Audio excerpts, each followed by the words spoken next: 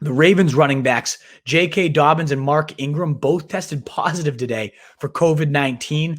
Obviously, huge implications. And of course, right as Dobbins starts his fucking takeover, we get him just immediately taken away from us. It's just like Swift has this huge day, blows up, plays over 70% of the snaps. Seems like it's ready on the precipice of that breakout, going crazy the rest of the season, and bam, we're probably going to lose him this week because the Ravens do play on the Thursday night. That most likely means there's not going to be enough time for multiple tests, all the contact tracing. I'm not a scientist, doctor. I have no idea exactly how it will play out. But ultimately, you should expect J.K. Dobbins and Mark Ingram to be out on a short week. I don't think there's enough time for them to be cleared.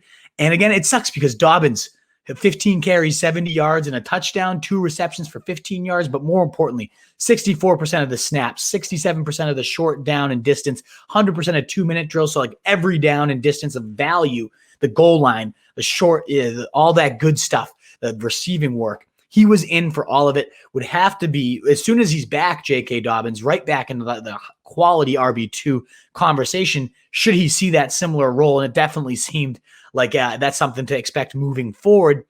But in the meantime, without him, without Mark Ingram, it's probably going to be the Gus Edwards show, right? Who else could it be? Not probably. It is going to be the Gus Bus show. And Gus Bus, just nothing flashy or sexy about this guy.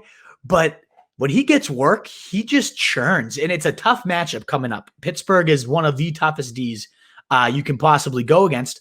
But Gus Edwards had 87 yards and a TD and 15 fantasy points against these guys on 16 carries with all the other people around him still there. I think Mark Ingram was actually dinged up that game. But now you get Ingram and Dobbins out. You're looking at probably 20-ish carries, the second run heaviest team in the league right now. 20 carries. I think another 80-yard TD day, 15 or so fantasy point day is well within Gus Edwards' reach. He was the running back 14 that week. I bet you would get another top 20 running back finish. And a lot of people dropping him, and deservedly so. 1 fantasy point this week against Tennessee. Like, there was no expectation for Gus Edwards to come back in the volume, but ultimately with 2 of the guys in front of him out, I think Gus Edwards, if I'm bidding waiver wire fab, I would say a nice 15, 20% if you need a streamer.